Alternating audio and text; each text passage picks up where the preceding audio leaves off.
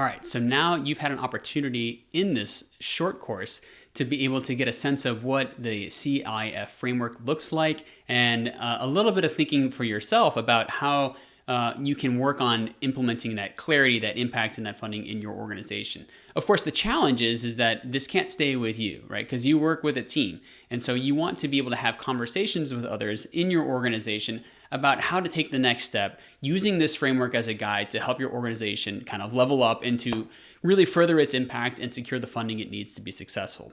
So this short last section of this course is really focusing on giving you some ideas about how you might facilitate that conversation with your organization. And I actually have a printout, a handout in this section of the course called the Facilitation Guide on leading CIF conversations. And so you can check that out. That's in here in this course right below here. I'm going to talk through each of these three facilitation activities to give you some ideas of what to think about and how you can facilitate that conversation further. So first off, who should facilitate, right, is a good question. I think it's actually fine if you as a leader of the organization help to facilitate that conversation. I think it shows that you're invested in it, and that you really want to bring that conversation to the organization, and that it also models, I think, for others how to, and then in turn, facilitate conversations about improving the organization. So I think it's really great if you do it. There's of course also, the opportunity to find somebody else in your organization who's maybe taken this course and is familiar with the materials who could do that for you. You could bring in an external person if you wanted to as well. But I want you to believe that you can actually do this. And so I'm going to talk about it as if you are going to be the facilitator. Now, the first one here is putting together a mapping workshop. And many of you have probably done something along these lines before, where you're getting out some ideas, you got some expo markers, there's some sticky notes somewhere where people are jotting down ideas and getting them out. And that's really the key goal of this first idea, this mapping workshop, which is to visualize your current strengths and priorities across the CIF framework, and then in turn, be able to have a conversation and dialogue about how you want to work on it and improve it. So this one talks about putting together three Venn diagrams of the clarity, impact, and funding. And then for people to use either, sticky notes or dot stickers or anything like that, or you could just use expo markers if you got a big whiteboard, and have an opportunity to write down specific things that you want to take action on. One idea per sticky note, and then fill the circles. Just get some things up there. Like, how can we have greater clarity on the work that we do? Do we really feel strong about our theory of change or our logic models? Do we feel like we have the right KPIs in place? Do we have the right kind of goals and outcomes outlined in some of these planning documents that we've put together? Do we have any issues around scope creep and mission? Is the work and services and programs that our organization doing really matching? You want to have those kind of conversations in that clarity section and get some sticky notes up that are talking about that. The second one, you'll have that impact one where people are putting ideas up there about how they can improve the impact. Maybe there's something about the program services that you offer that need to be improved that aren't working. Maybe recruitment is low and you want to work on finding strategies to recruit folks. Maybe the facilitators and the leaders of the programs and services need additional training and support so they can be even more effective in their work. Maybe the way you go about data collection, so that how you're gathering information through surveys or interviews or focus groups or whatever needs revisiting. Take a look at all of those things for your impact section and find ways, the ideas that people are having, to be able to then look at that section and find ways to improve it.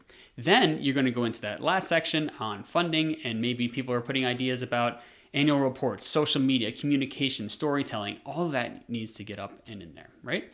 Now, once you get all up on the page, then it gives you an opportunity for people to go back and sort of vote. Have them put a check mark or a dot marker next to the ones that they think are the most important, and how their organization can then start to work on those things. It's just a strategy to get all the ideas off of people's brains or ideas onto paper, and then in turn prioritizing the ones that you want to work on. Now, the second one is the imperfect action pitch session. I love this one. It's a little bit really more about trying to encourage people to present pitches. I love this because I think that sometimes in organizations, they look to you, maybe as a leader of the organization, to do all of the talking and thinking and mission work of the organization. And really what you want to do as a leader is to empower those around you to be able to do that. So the pitch here is a way to invite people in your organization to make a pitch about how they can improve the organization. They're the ones who are being the expert. They're putting together an idea. They're bringing that from their lived work experience and sharing that out with the group. And then the use of short reflection on what themes emerge and what you can then use to improve. It's kind of fun. You can make it like a little Shark Tank thing if you want to, or do some kind of fun way to make that kind of unique and fun and lighthearted. But I think what's happening in that conversation is you as a facilitator and leader of the organization are turning over the onus of the thinking, or you're sharing that thinking with others, right? So you're not just only being the only person in your organization who's doing the thinking and the leading. You're turning that over to members of your organization to help you to do that with you.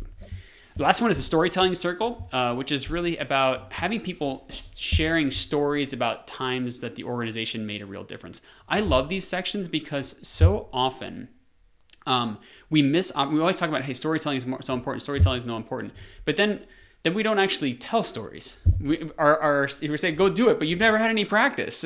And your organization, nobody in the organization knows how to tell a good story, right? So giving people that chance to practice telling a good story about something that was an impact in their organization, that then can give you an opportunity to reflect on why was it so successful, right? Oh, you had this great engagement with a client or an individual or family or a child that you worked with. Awesome. Tell that story. Why was it so impactful? Oh, you had this great story about working with a volunteer that had just decided to work with the organization, is now like, this amazing volunteer that's doing so much. Tell that story. That's what the storytelling piece is all about. It builds people's strength and confidence in telling stories about the organization.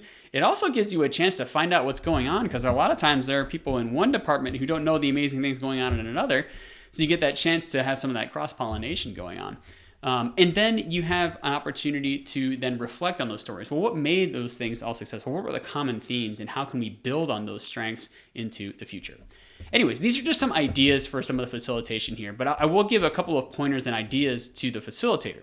First is that you really want this to not be about you as a facilitator. What you want to do is to get the ideas of other people in your organization. Because if you're the one who's coming up with the ideas, and you're setting the vision, and you're doing the X, Y, and Z, and you've got it all perfect, well, then why the heck have a meeting, right? If you're just going to do it, then just go do it.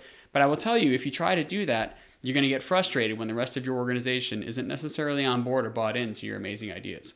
This facilitation works because you are getting others in your organization to do the work and thinking and excitement all with you, right? You're setting parameters. You've got a guide, and you have a couple of things here and there. And of course, you're not going to go ahead and change the mission and the name of the organization in these conversations necessarily. I guess if you have that conversation, that maybe leads to another strategic planning process.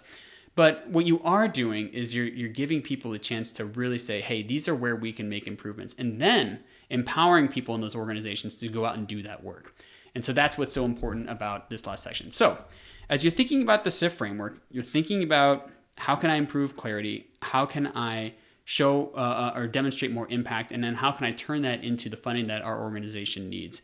Use this facilitation guide to go out into your organization and to have those conversations with your staff members, with maybe your volunteers and board members if you want to invite them along, and then see where that conversation goes. And if you have some enlightening and awesome conversations, I'd love to hear about it. Send me an email at drew@commongooddata.com. Anyways, hope you enjoy these resources, and thank you so much for taking this course.